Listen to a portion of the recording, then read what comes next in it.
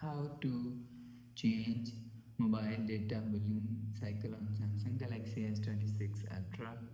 Let's start the video. First of all, go to App Library. Here click on Settings app. Now in Settings, scroll down and click on Connections. After click on Connections, scroll down and click on Data Usage. After click on Data Usage, and make sure turn on mobile data.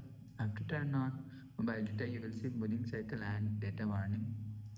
And if you want to change billing cycle, and click on start billing cycle on, and you will change from here. After change, click on set. You will see billing cycle is changed. After the process, go back to home screen. So that's how you can change mobile data billing cycle on Samsung Galaxy S26 Ultra. If you like the video, please subscribe. Thanks for watching.